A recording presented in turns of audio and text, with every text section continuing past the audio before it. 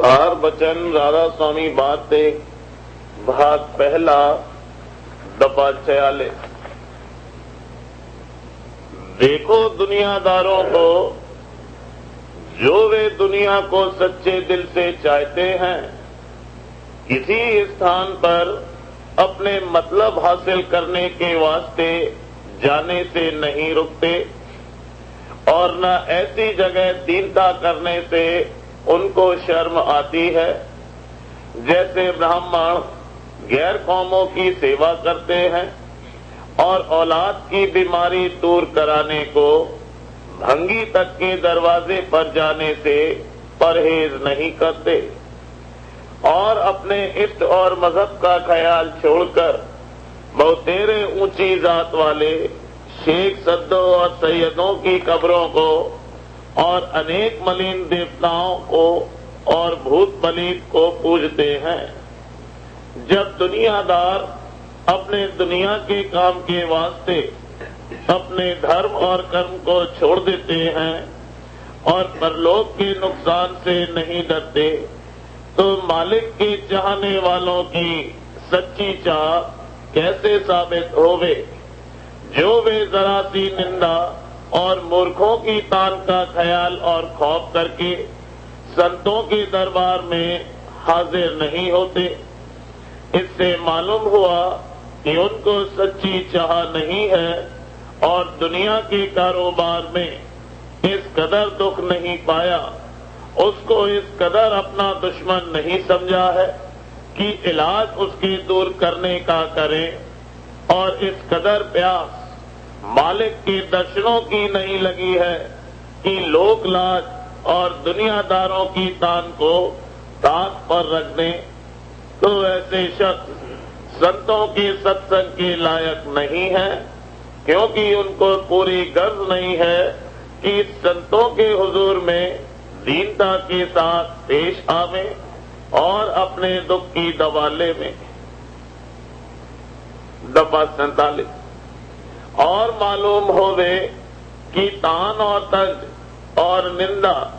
संतों के सेवकों को भी पक्का और दुरुस्त करती है। जो निंदा और बदनामी ना होवे तो वह जैसे के तैसे कच्चे रहेंगे।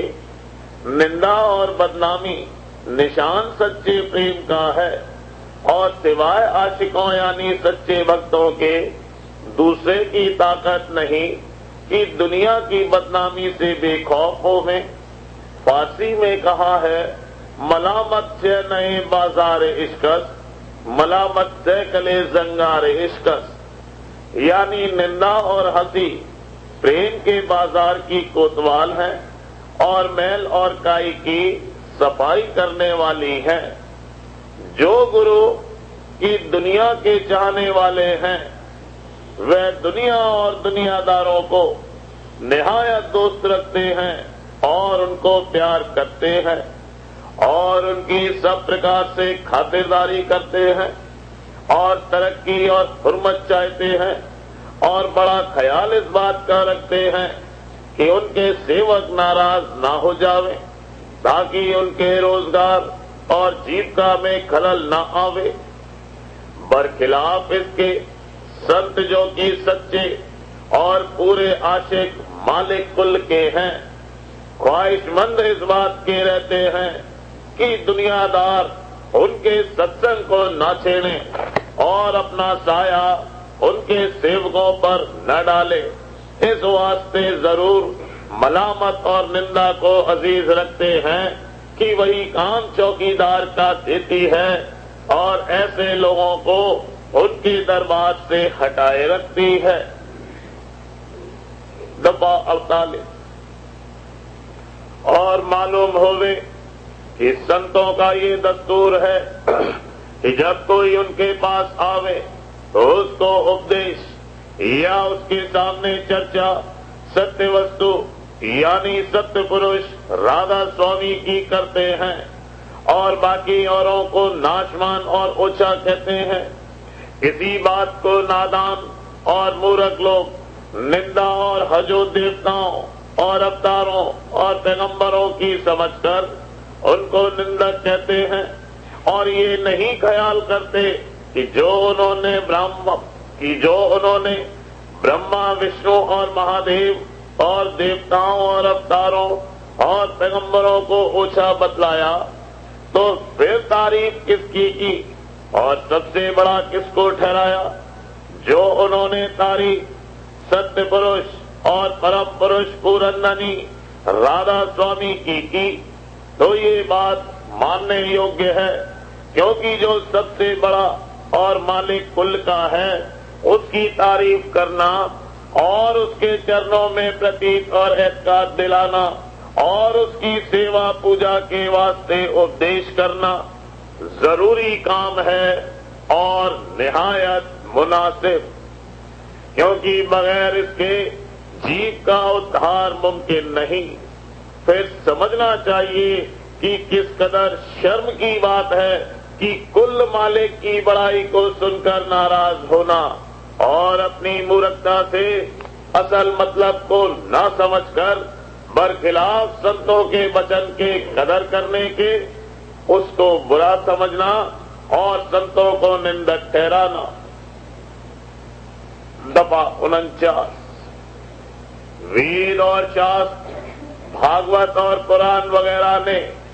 اودھی یعنی عمر برہما اور وشنو اور شیو اور دیوتاؤں کی لکھی ہے، اور اوتار بھی جو سنسار میں آئے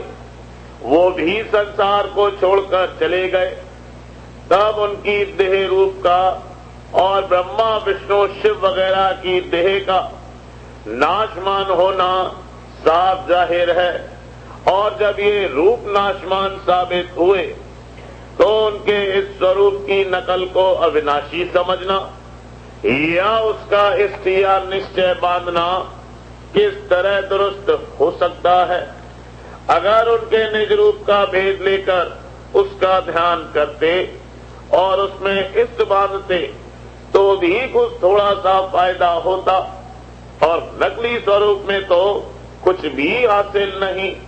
اس میں صاف غلطی عوام کی پائی جاتی ہے، اور جو سنت اس کو دور کرنا چاہتے ہیں تو لوگ اپنے اہنکار اور مورکھتا سے ان کو نندک کہتے ہیں، خاص کر روزگاری لوگ مثل پنڈت اور بھیک کے ضرور برائی کرنے کو تیار ہوتے ہیں۔